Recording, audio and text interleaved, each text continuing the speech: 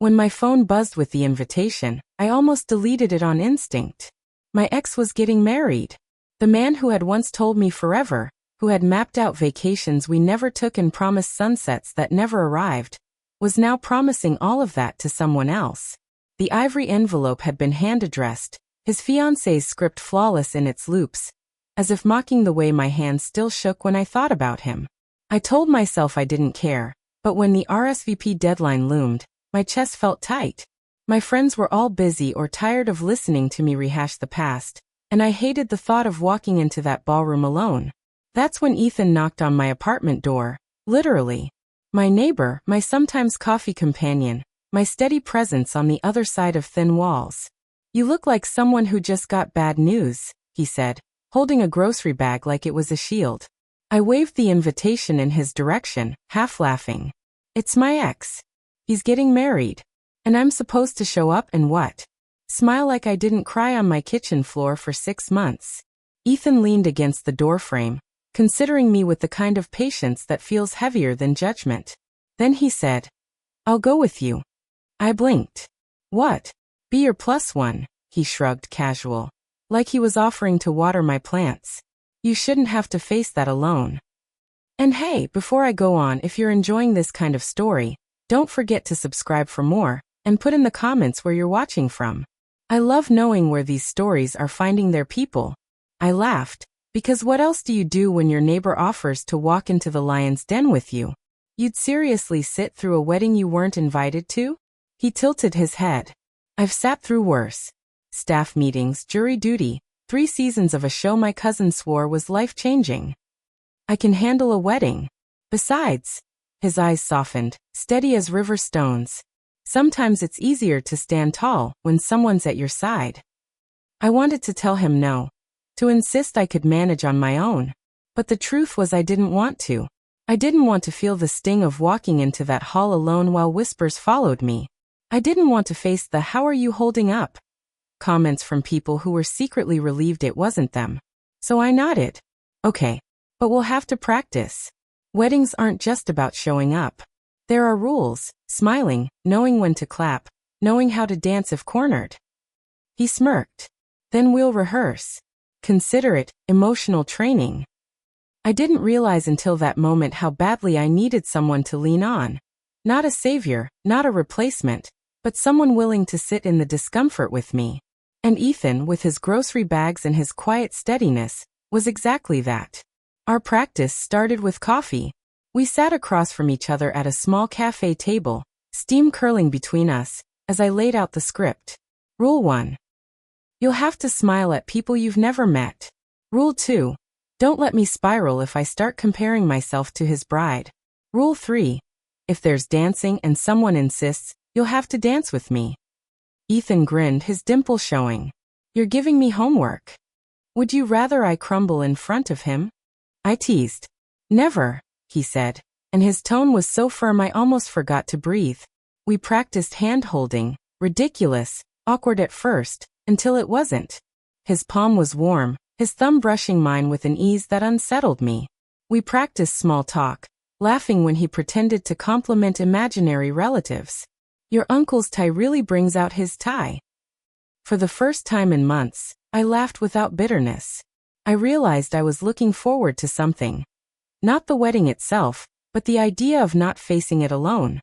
And when he walked me home, he didn't let go of my hand until we reached my door. I stood there, pulse racing, wondering if this was still pretend. The night of the rehearsal dinner, Ethan showed up in a suit that looked far too good for someone who claimed to hate formal wear. "If I'm going to play the role, I might as well play it well," he said, offering me his arm. The restaurant was buzzing with laughter and clinking glasses. My ex was there, of course, looking polished, his fiancée glowing beside him. For a second, the old ache stabbed sharp in my chest. But then Ethan's hand pressed against the small of my back, grounding me. "You're okay," he murmured. And I was. Because instead of focusing on what I'd lost, I started noticing what I had. Ethan's steady presence, his willingness to step into a storm that wasn't his. When people asked how we met, he answered with a grin. We bonded over burnt coffee and bad Wi-Fi. They laughed, and I laughed too, because it was easier than explaining the truth. At one point, I caught my ex watching us. His expression unreadable. For once, I didn't care what he thought. The wedding day came draped in silk and nerves. I stood in front of the mirror, tugging at the hem of my dress, wondering if I could really do this. Ethan appeared behind me, straightening his tie, and said, "You're radiant. Don't argue." His words weren't flotation. They were armor, placed gently over my shoulders. When we walked into the ballroom, I braced for the whispers. They came, of course, curious eyes darting, hushed voices speculating. But Ethan's hand in mine steadied me. He smiled at people as if he belonged, and because of that, I felt like I belonged too. During the ceremony, I expected to break. But when vows were exchanged, I didn't fall apart. Instead, I looked at Ethan, who mouthed, "Breathe," and I realized I was doing just that, breathing, surviving, living. Later, when the music started and someone dragged us onto the dance floor, I thought I'd crumble. But Ethan took my hand, pulled me close, and whispered, "Just follow my lead." And for the first time in years, I let someone else hold me without fear of falling. The dance was slower than I expected. Ethan moved with a steadiness that told me he wasn't here to impress anyone, just to keep me upright. My ex and his new wife spun past us, framed by camera flashes. For the first time, the sight didn't sting. Not because it didn't matter, but because someone else's forever didn't have to mean the end of mine. "Relax your shoulders," Ethan murmured, his voice so close it warmed my cheek. I laughed nervously, trying to follow his steps. "You're doing fine," he added.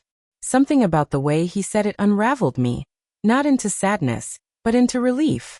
For months I'd been carrying the weight of proving I was fine, convincing myself I didn't need anyone. And here was Ethan, telling me I already was fine, without asking me to pretend. The song ended, applause fluttering across the room. We returned to our table, my cheeks flushed, my chest lighter. For once, I wasn't the girl who'd been left behind. I was someone worth holding on to. At dinner, Ethan kept me laughing. He whispered sarcastic commentary about the over-the-top centerpieces, invented backstories for the strangers at our table, and distracted me every time my ex glanced our way. When the best man gave a speech full of inside jokes and sentimental promises, my stomach knotted. Ethan noticed. He reached for my hand under the table. His thumb traced small, steady circles across my skin. I didn't look at him. I didn't have to. That simple touch said everything. "I've got you. You're not alone." When dessert arrived, a guest leaned over and asked how long we'd been together. I opened my mouth to fumble through an answer, but Ethan beat me to it. "Long enough to know she's the best part of my day," he said smoothly. My breath caught. The guests cooed, charmed. And though it was meant as part of the act, the way Ethan's eyes lingered on mine made me wonder if maybe it wasn't all pretend. After the cake was cut and the lights dimmed, people drifted toward the bar, laughter buzzing like champagne. I escaped outside for air. The night was cool, quiet, and mercifully free of small talk. A few minutes later, the door creaked open and Ethan stepped out. "You disappeared," he said gently. "I just needed a break," I admitted, leaning against the railing. "It's a lot." He nodded, standing beside me, letting the silence be comfortable. Then after a beat, "You did amazing in there. Stronger than you think." I shook my head. "I don't feel strong. I feel like I've been pretending all night." He turned toward me, his eyes steady. "Maybe. But even pretending takes courage. And from where I'm standing, it doesn't look like pretending anymore." The words hit me harder than I expected. In the soft glow of the outdoor lights, I realized this wasn't just about surviving an ex's wedding anymore. It was about realizing who stood beside me when I needed it most. We slipped back inside just as the music changed to something upbeat. People were laughing, dancing in messy circles. I almost begged Ethan to sit out, but he surprised me by pulling me in. "Ethan, I can't dance to this." I laughed, tripping over my own feet. "Good," he said, twirling me clumsily. "Then no one will expect us to be perfect." We moved without rhythm, without grace, but with so much laughter that strangers started joining in. It wasn't polished, but it was real. And for the first time that evening, I forgot I was supposed to be proving something to anyone. My ex watched us once, twice, his expression unreadable. But I didn't care. Because in that moment, it wasn't about him. It was about me, about Ethan, about the ridiculous joy of choosing to live in the moment instead of the past. By the time the night ended, my cheeks hurt from smiling. People hugged us goodbye like we belonged there, like our story was just as valid as the vows they'd witnessed. Ethan walked me home, his jacket draped over my shoulders.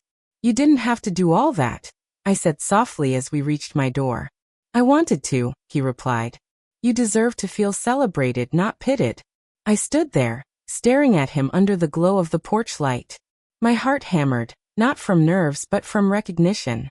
Ethan wasn't just a neighbor. He wasn't just a stand-in. He was someone who had stepped into the mess of my past and turned it into something bearable, maybe even beautiful. "Thank you," I whispered, the words too small for the weight behind them. He smiled, that quiet, steady smile that had carried me all night. "Anytime," he said. But I knew he meant more than just one night. The morning after the wedding felt like the day after a storm. Everything quiet, strangely bright, and a little rearranged. I half expected to wake with embarrassment humming in my bones, but what lingered instead was relief, and Ethan's jacket still over my chair, smelling faintly like cedar and rain. A text pinged from him at 8:02 a.m. "Check in. Hydrate. I make pancakes on victory mornings. You in?" I typed yes before my self-protective voice could vote. Over pancakes, we did a debrief like athletes after a championship they never trained for. Favorite moment, me. The bad dancing, him. The way I exhaled during the vows. Hardest beat, me. The first glance at the bride, him. Watching me walk into the room brave and thinking, "Please hold." I was stunned by how simple it felt to tell him the truth. Then a message from an unknown number flashed across my phone. "My ex, you look good. I'm glad you came. Hope you're well." The words were polite, perfectly shaped, utterly empty. My stomach lurched. Ethan saw my face change and didn't demand the phone. He just said, "Do you want to talk about it, or should we name it and put it in the freezer next to the peas?" "Let's name it," I said. "A leftover I don't want to reheat." We blocked the number together, a tiny ceremony with more meaning than I expected. "You're allowed to be proud of yourself," Ethan added softly. "Not for going. For leaving it there." The week unspooled into ordinary, laundry, emails, a plant on my windowsill deciding to bloom out of season like it knew my heart was trying something new. Ethan and I kept crossing paths, then choosing to cross again. Late-night tea on my stoop, grocery store runs where we shared a cart, a movie on his couch that we pretended to watch while trading stories about the lives we'd had before we were neighbors. He told me about the year he moved here, the loneliness of being new at 30, how he learned the city by walking it at sunrise. I told him about the quiet terror of realizing a relationship could make you smaller, and calling it devotion because you didn't have other words. He didn't flinch. "You have new words now," he said. "Use them." When he stood to leave, he hesitated at my door, thumb worrying his key. "For the record," he said, eyes on the floor, "pretending I was yours was the easiest pretending I've ever done." He looked up, and it didn't feel like pretending. The admission hovered between us like a fragile bridge. I didn't cross it yet, but I put my foot on the first plank. Grief has a habit of testing new joy, just to see if it will hold. Mine arrived via social media. A mutual friend posted the wedding album. The composition was beautiful. Golden light, soft focus. Two people who were not me looking happy in a way I once thought was mine. I stared too long, let old narratives crack their knuckles. "See? You weren't enough. See? You're easily replaced." Ethan knocked before I could sink. I let him in without pretending I was fine. "It hurts," I admitted. "Not because I want him back. Because some part of me still wants to be chosen over someone else." He nodded, not judging the pettiness dressed as honesty. "Okay, let us do triage." He sat with me on the rug, back to the couch like we were camping in a living room wilderness. "We curate your window. Unfollow, mute, whatever you need. Not because you're weak. Because you're human." We unfollowed. We muted. We reclaimed my view. Then we wrote a list titled, "Things I Am That Don't Depend on Anyone Choosing Me." It started small, good at watering plants, remembers birthdays, and grew larger, walker of hard miles, learner of better love. By the time we finished, the ache hadn't vanished, but it had shrunk to something I could hold without spilling. This feels like cheating at pain, I said. No, he answered. It's called care. 2 weekends later, my workplace asked me to deliver flowers to a hotel ballroom for a charity gala. It turned out to be the same venue as the wedding. I almost said no. Instead, I texted Ethan. I'm going back to the scene. He replied with a pin drop emoji, and a minute later, I'm 5 minutes away. We wheeled carts through corridors that knew too much about my knees. The ballroom was dressed differently, navy linens, silver candles, a stage where speeches would later tug at wallets and hearts. I placed the last centerpiece and realized the room no longer threatened me. It was just a room with chairs waiting for stories that weren't mine. As we left, the elevator doors opened and my ex stepped out with his new wife. Time did its trick of widening and narrowing. He blinked, surprised. She smiled, polite. Your flowers are beautiful, she said, genuine, and I felt something release in my ribs. Thank you, I replied. My ex looked at Ethan, then at me. You too, are you? He trailed off. I didn't know him tenderness, but I offered a small one anyway. We're finding out, I said. Ethan's hand found the small of my back, not a claim, a support. The elevator closed. We stood in the hush that follows weather. You okay? Ethan asked. Yes, I said, astonished to hear it, and to mean it. My mother invited us to dinner, the kind of invitation that sounds like a question, but is actually a summons. She liked Ethan in the abstract. Helpful neighbor, familiar smile. But I knew she'd calibrate him properly only at her table, with her recipes and her barometer for sincerity. We sat beneath the old kitchen clock that had measured every failure and recovery of my life. Mom asked pointed questions softened by dessert. What do you do when people disappoint you? Where do you go when you need quiet? What does love look like on a Tuesday? Ethan answered like someone who'd practiced honesty. I walk the city at sunrise. I call my sister and listen more than I talk. Love looks like making the bed even when you're late. My mother pretended not to be charmed. Then she sent him home with leftover soup, which is her version of a blessing. On the sidewalk afterward, cool air pressed our cheeks pink. I turned to him, the decision I'd been circling finally landing. Ethan, I said, voice steady. If you're still interested in something that isn't pretending, I'd like to try. He exhaled like someone stepping into warm water. I've been ready, he said simply. He reached for my hand, familiar now, still electric, and we walked the long loop around the block, letting the city witness the first small, undeniable chapter of whatever we were becoming. There was no grand kiss under fireworks.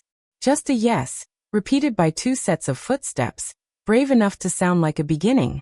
Our first official date happened on a Tuesday, because that's when babysitters are free even if you don't need one and restaurants forget to pose. Ethan picked a place with handwritten menus and a server who called everyone friend, like it wasn't a trick. He didn't make a speech or raise an eyebrow to test me. He just asked what tasted like a good decision. I pointed to the pasta that sounded like a love letter to tomatoes. He ordered the same and grinned like we'd already agreed on something bigger. We set 3 intentions instead of rules. Mine, tell the truth early, ask for reassurance without apologizing, do ordinary things with ceremony. His, say what I want and what I fear. Let silence be comfortable, not punishment. Celebrate small wins like they're additions for larger ones. He typed them into his notes app and handed me the phone to edit. And for a moment I felt 12 and brave, writing our names on the inside cover of a new notebook. We walked home through clean air, shoulders brushing in that now familiar metronome. At my door he didn't rush. I want to kiss you, he said, voice steady. And I want you to know we can take as long as we like. I nodded, surprised by the relief that bubbled up. Permission not just to move forward, but to move forward at the speed of respect. The kiss itself was gentle, a door opening inward. Somewhere, a neighbor's radio found a soft song. It felt like the city rooting for us. Falling in love after you've been bruised is a craft project. Scissors, glue, patience, and a tolerance for mess. We dated like people building a porch swing. Testing bolts, sanding splinters, arguing about paint, then laughing because we were lucky to have something to argue about at all. Some days were easy. A flea market morning where he bought a chipped blue mug because it looked like it had survived 1,000 conversations. A movie night where we paused the film every 10 minutes to tell stories the scene reminded us of. Other days asked more of us. I flinched when he was late and didn't text. He bristled when I turned a simple question into a cross-exam. We caught ourselves sooner each time. Is this an old echo or a new problem? He'd ask. Naming it untied the knot. He began leaving tiny notes on my fridge. Proud of your boundaries. Your laugh fixed my day. We're allowed to want easy. I started tucking receipts with doodled hearts into his coat pockets like proofs that tenderness earns interest. When we reached a month, he said, almost shy, I like the way you take care of your future self, how you fill the kettle before bed. I hadn't noticed. It's a particular thrill to be seen in the hallway light, doing the smallest good thing. We tested our courage at a friend's birthday, the first party where we arrived as a unit without the camouflage of someone else's wedding. I'd expected to scan the room for my ex, muscle memory from survival, but my eyes found Ethan instead.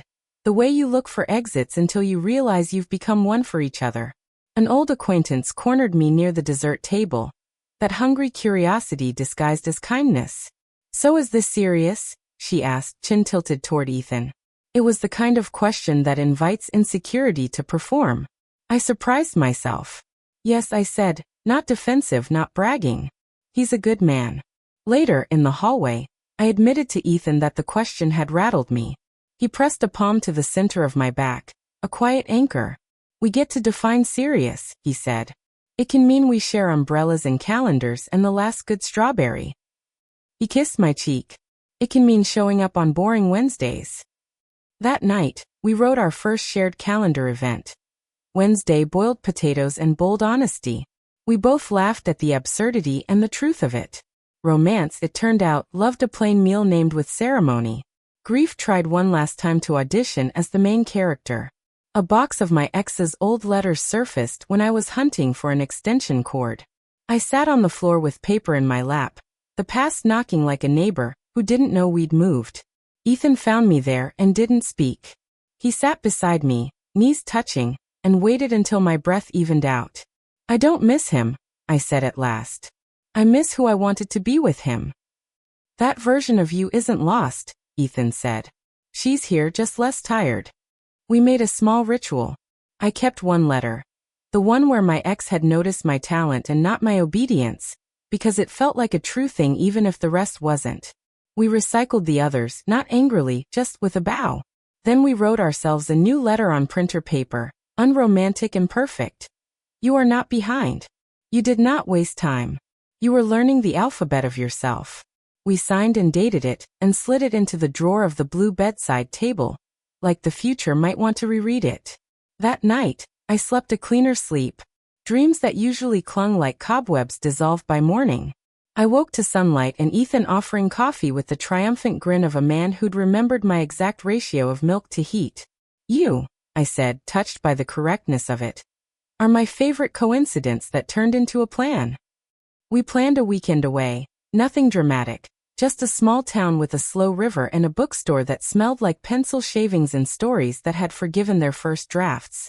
On the drive, we took turns choosing songs. He played a track that felt like leaning out a window. I chose one that made us both go quiet for a verse because it sounded like a promise no one needed to say out loud. At the inn, the proprietor handed us a real key with a tassel, the old-world kindness of it making me tear up for no good reason, and every good one. We walked by the water, buying a paper bag of cherries and spitting the pits into the grass, competitive about distance like children unlearning adulthood for an hour. Back in the room, Ethan traced a fingertip over the scar on my knee from that one ambitious hike years ago I'd never admitted to hating.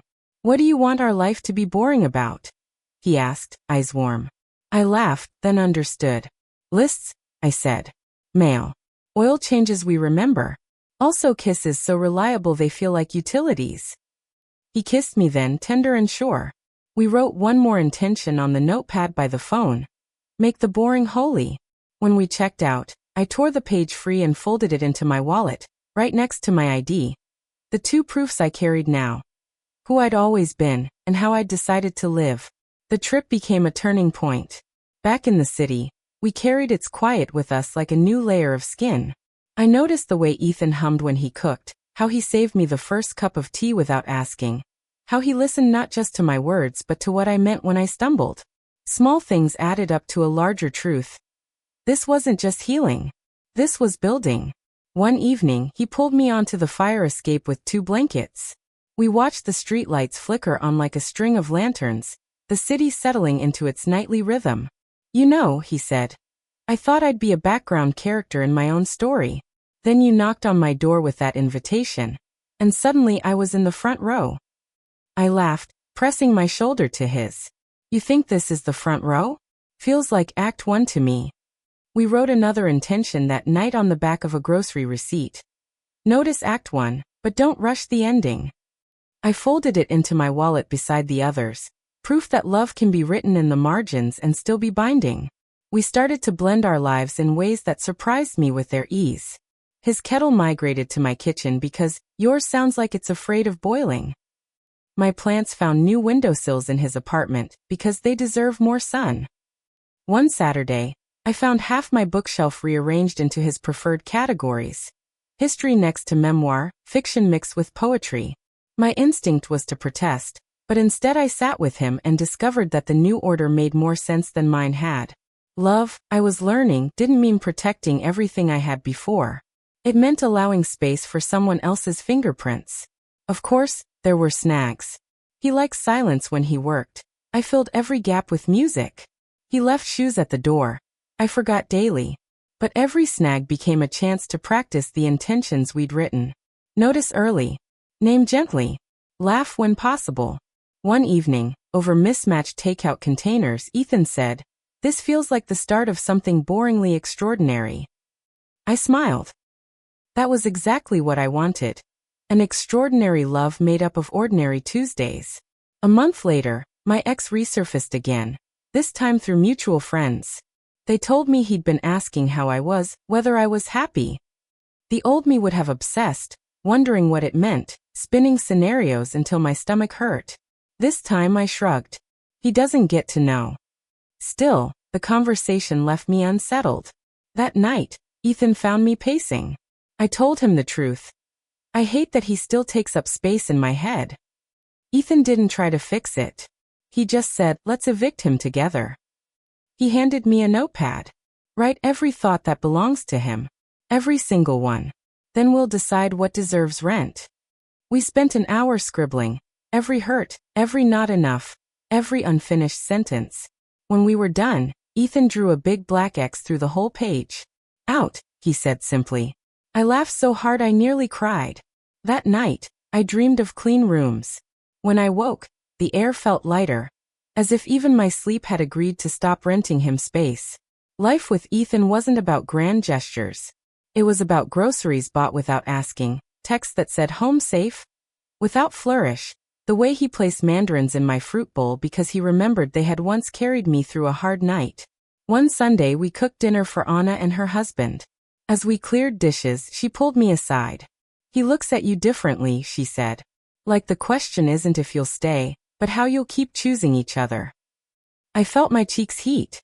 It's early, I said. Maybe, she replied, smiling. But sometimes the early pages already tell you how the story wants to end. When Ethan and I walked home later, I told him what she said. He didn't make a joke, didn't deflect. He just squeezed my hand and said, then let's keep writing. On our 6-month anniversary, we didn't do dinner reservations or flowers. We went back to the cafe where he first offered to be my +1. The barista remembered us, smiled knowingly, and set 2 mugs on the counter without asking. We sat at the same corner table, hands brushing as we stirred sugar into coffee. If you hadn't knocked on my door that day, I asked, where do you think we'd be? He considered, then shook his head. I think we still would have found each other. Maybe not at a wedding, maybe not that fast. But we would have met at some corner table eventually. Some people are just inevitable. I smiled, feeling the truth settle in me like a warm stone. For the first time, I wasn't haunted by what I'd lost. I was grateful for where it had led. When we left, Ethan slipped a napkin into my bag. Later, I unfolded it to find 5 words in his handwriting. Thanks for choosing me too. The seasons shifted, and so did we. By autumn, our routines had grown roots. Tuesday nights for groceries, Thursday walks by the river, Sunday mornings with pancakes that never looked pretty but always tasted like care. I'd wake to the sound of his coffee grinder and think, so this is what safety sounds like. One evening while we were cooking, Ethan said, "You know, I don't think about him anymore." It took me a second to realize he meant my ex. Really? I asked. Really, he said, sliding a wooden spoon into the sink. Because every time I could have thought about him, I was too busy thinking about you. I froze, wooden spoon dripping in my own hand, overwhelmed by the simplicity of it. It wasn't a grand declaration, not fireworks or symphonies.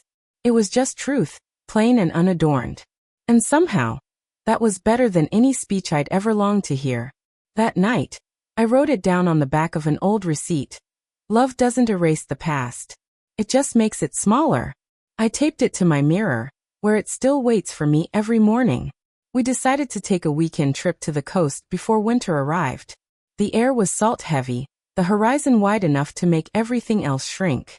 We walked barefoot along the shoreline, shoes dangling from our hands. Do you ever wonder if we rushed this? I asked, kicking at foam. He thought for a long moment. No, he said finally. Because rushing would mean skipping steps. And we've done all of them. The hard talks, the awkward silences, the ridiculous dancing. None of that feels rushed. It feels earned. Later, as we sat on a blanket with wind tugging at our hair, he handed me a mandarin from the paper bag we'd brought. Tradition, he said with a grin. I laughed, peeling it slowly. The scent clung to my fingers, sharp and sweet. I realized then that our love wasn't about avoiding storms. It was about carrying warmth into them. The ocean roared beside us, endless, indifferent, and I thought, we've already built something louder than this. By winter, we were living half in each other's spaces. His sweaters lived draped over my chair. My books lined his shelves. People began asking if we were official, and the word made me smile. Official didn't feel big enough to describe the quiet ways we'd stitched our lives together. One evening, we hosted friends for dinner. In the middle of laughter and wine, I caught Ethan watching me from across the table. His expression was soft, unguarded, like he was memorizing the moment. Later, when the guests had gone, I asked, "What were you thinking?" He shrugged, shy suddenly. That I'm lucky. That I almost missed this because I thought love had to arrive like lightning. I leaned into him, pressing my forehead against his. Sometimes it just knocks on your door with groceries. We laughed until we fell asleep, still holding on to each other. The holidays brought their own tests. My family's questions were sharp, even when disguised as curiosity. So, are you two serious? Is this just a rebound? Do you think he's the one? I bristled, ready to defend us with speeches. But Ethan placed his hand over mine beneath the table and said calmly, "We're building something real, one day at a time. That's all anyone can ask for." The room quieted. My aunt changed the subject. I exhaled, realizing how different this love was from my last. I didn't have to fight for it alone. That night, while we walked home under holiday lights, I said, "Thank you for saying that." He squeezed my hand. "You don't need to thank me for the truth." Snow fell, clinging to our coats, and for the first time in years, the season felt like it belonged to me again. On New Year's Eve we stayed in. No crowded parties, no forced resolutions. Just us, a blanket, and a movie we never finished because we kept pausing it to talk. At midnight, the city outside erupted with fireworks. Ethan turned to me, his face lit in gold and red. "What do you want this year to be about?" he asked. I thought carefully. "Choosing joy, even when it feels easier not to." He nodded. "Then let's write it down." He pulled a napkin from the coffee table and wrote in his messy handwriting, "Clause for 2024. Choose joy, even when tired, even when scared, even when it feels small." We both signed it, laughing at our tradition of napkin contracts. Then he kissed me as the sky exploded outside. And for once, I didn't feel like I was watching life pass me by. I was inside it, fully, gratefully, choosing joy with both hands. January brought routines back with a vengeance. Alarm clocks, deadlines, the steady march of work in winter. But somehow, love softened even the sharpest edges of the cold. Ethan started leaving me thermoses of tea on mornings he knew I'd be rushing. I began tucking handwritten notes into his briefcase, little reminders like, "You're not alone in the heavy parts," and "Tonight, soup and laughter required." One evening, as sleet lashed the windows, we cooked together in my kitchen. The recipe was a disaster. Burnt onions, noodles clumped together like an insult, but we laughed so hard neither of us cared. "Maybe love isn't about doing things perfectly," Ethan said, scraping the pan into the sink. "Maybe it's about laughing when it all sticks together." We ended up eating cereal on the couch, his arm draped lazily around my shoulders. It wasn't fancy, but it felt like the kind of evening we'd remember longer than any candlelit dinner. Because sometimes, the most ordinary moments are the ones that prove everything has changed. By February, whispers about moving in together began to surface. Not dramatic, not even official, just questions hanging between us when we realized half our lives already lived in each other's apartments. "Your books outnumber mine now," Ethan said one night, gesturing at his crowded shelves. "And your sweaters have colonized my closet," I countered. We laughed, but the truth was clear. Our lives were weaving together whether we planned it or not. Still, fear clung to me. What if living together ruined the magic? What if we discovered incompatibilities we couldn't laugh through? Ethan must have read the storm on my face. "Hey," he said gently, tilting my chin up. "We don't have to decide right now. Let's just keep showing up. If the decision wants to be made, it'll make itself." It wasn't a yes, wasn't a no. It was something steadier, patience. And somehow, that was better than certainty. March carried a softer kind of chaos. My shop was swamped with spring weddings, and Ethan's mediation cases piled high. Some days we barely saw each other, trading quick kisses at the door like athletes passing a baton. One night, exhausted, I came home to find my apartment lit by fairy lights. On the table, take out 2 glasses, and a note scrawled on the back of an envelope. "Claus, even in the chaos, pause." I felt tears prick as I read it. Ethan emerged from the kitchen, sheepish smile on his face.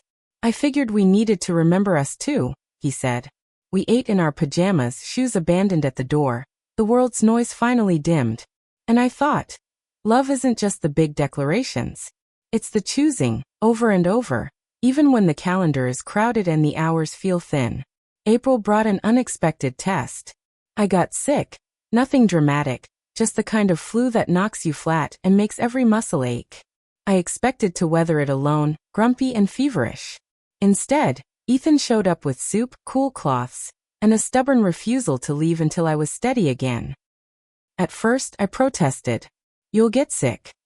"So?" he said, adjusting the blankets. "Then we'll be miserable together." He read aloud from whatever book he grabbed off the shelf, his voice soothing even when the story made no sense through my fever haze. When I finally drifted off, I woke to find him dozing in a chair, head tipped against the wall, hands still resting lightly on mine. In that moment I realized, love isn't just laughter and good nights. It's showing up for the unglamorous parts too. The sickness, the mess, the exhaustion. And Ethan, without asking, had shown me what that looked like. By May, I was well again, and life rushed back in with sunshine and blooming streets.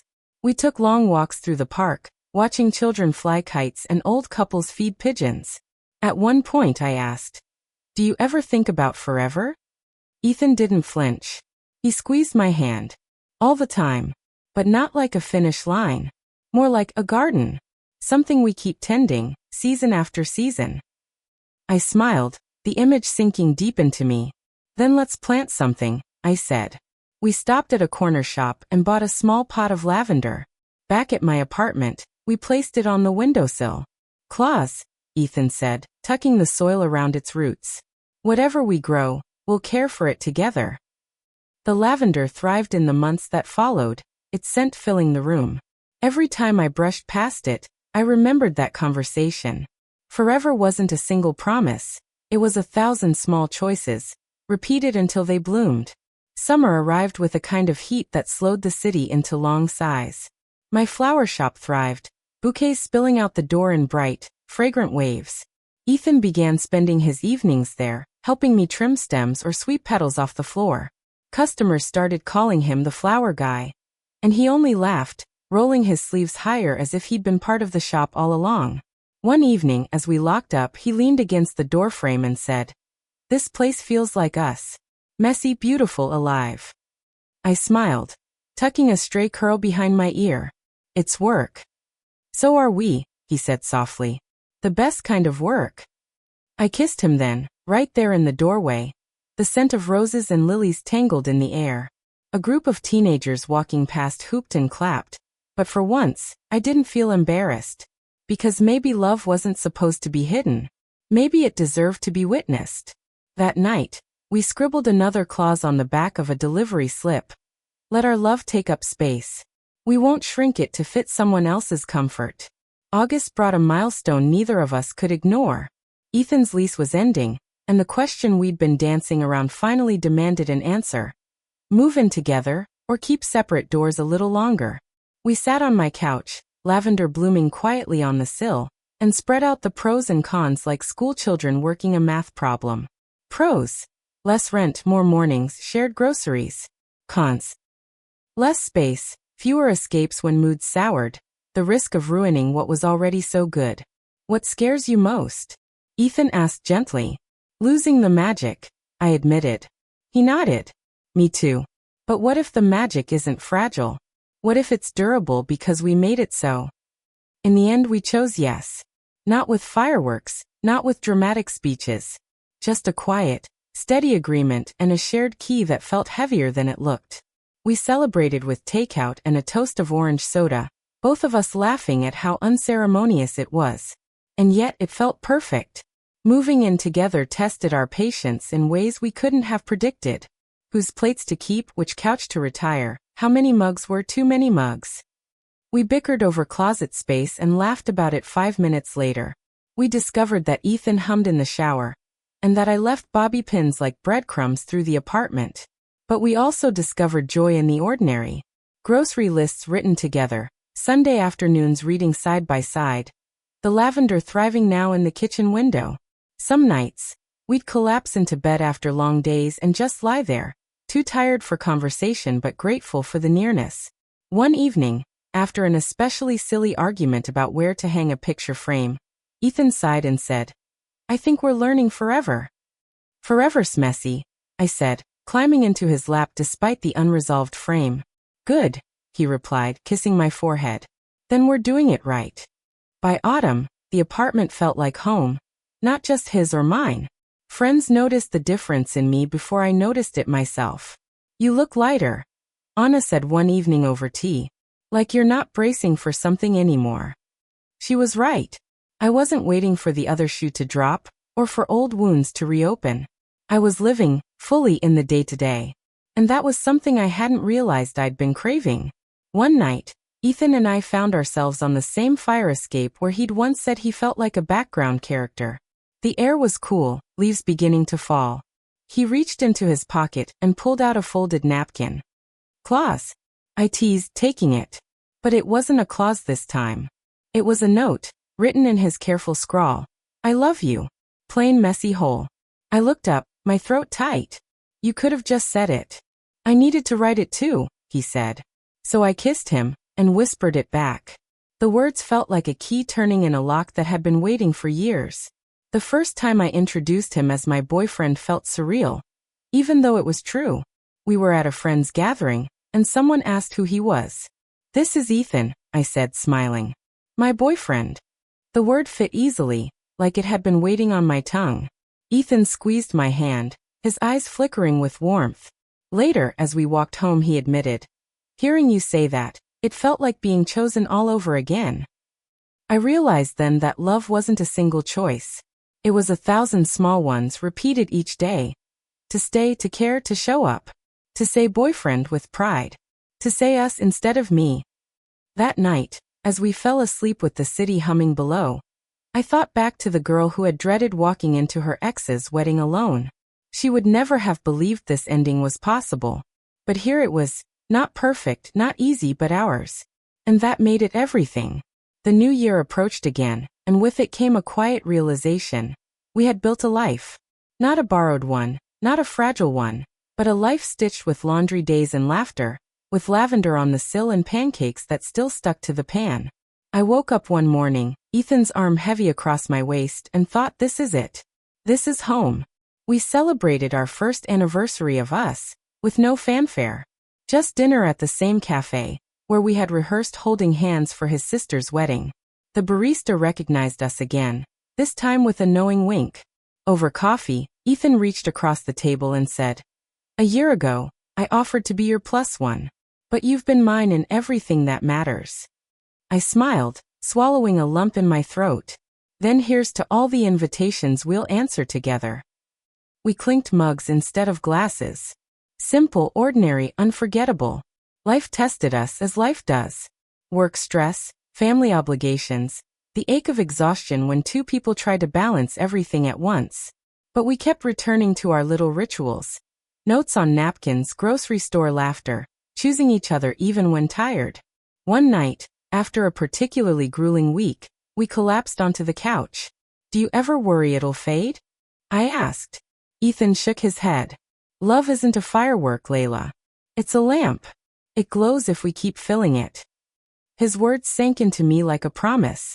We added it to our growing list of clauses, scribbled onto scraps of paper and receipts.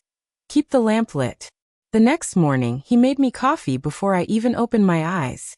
And somehow, that simple act felt like the lamp glowing steady and sure. By spring, we had grown so used to each other's rhythms that even our silences felt full. We could sit in the same room for hours, him reading, me arranging flowers, and the quiet wrapped around us like music. One afternoon, I found Ethan sketching on a pad he usually reserved for case notes. It wasn't a drawing, not really, just lines and circles, messy scribbles. "What's that?" I asked, leaning over his shoulder. He shrugged. "Maps of us. Where we started, where we've been, where I hope we're going."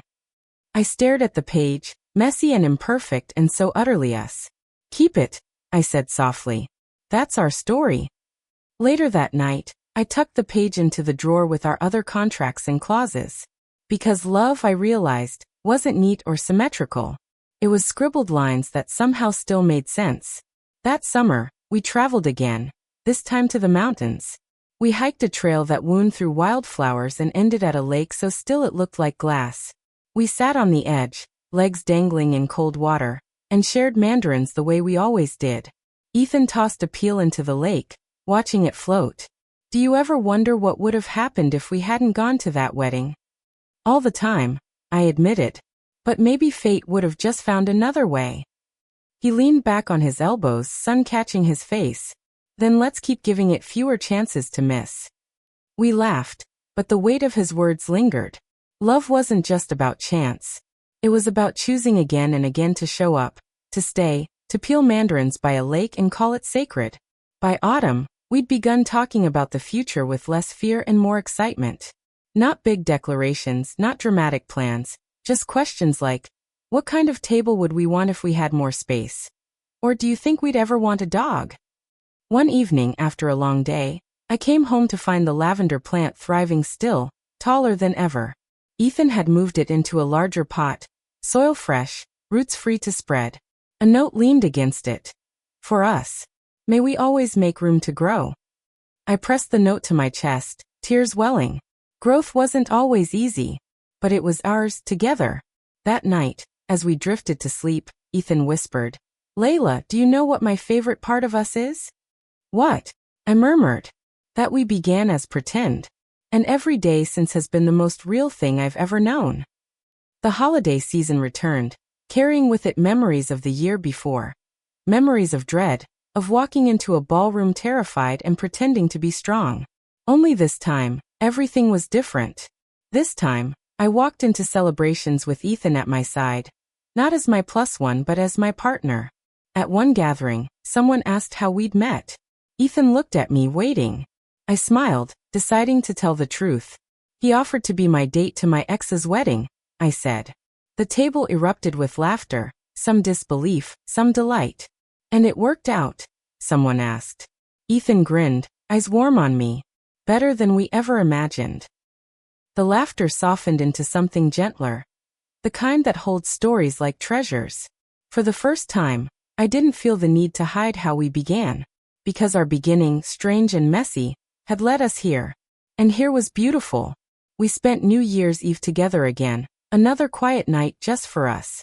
As the city roared outside, we curled under a blanket, mandarins on the coffee table, our napkin clauses tucked safely in a box.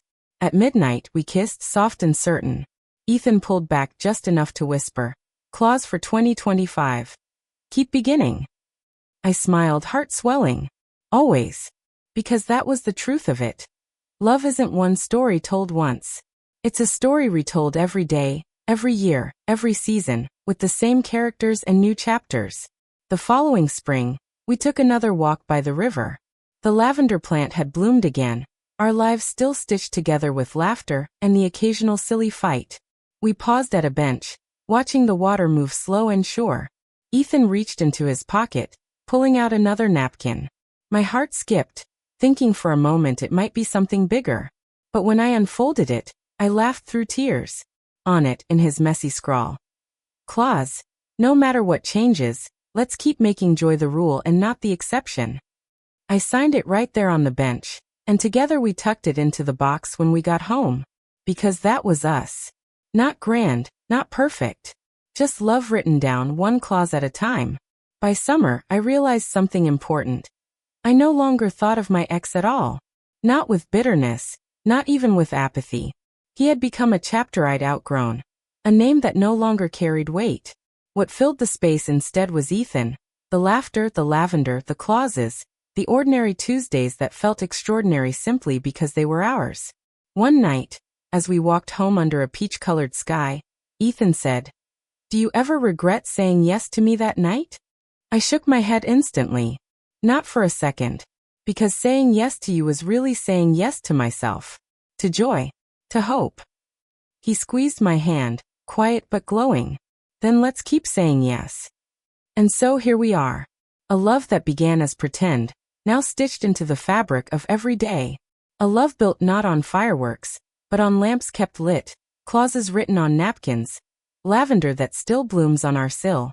If I could go back to that girl holding an invitation with shaking hands, I'd tell her, "Don't be afraid. The story isn't over. In fact, the best part hasn't even started yet." Because sometimes, the person who offers to stand beside you in your hardest moment becomes the one you choose in every moment after. And Ethan, my once pretend date, my now everything, reminds me of that truth every day. With laughter. With patience. With love that is ordinary, messy, and endlessly beautifully real.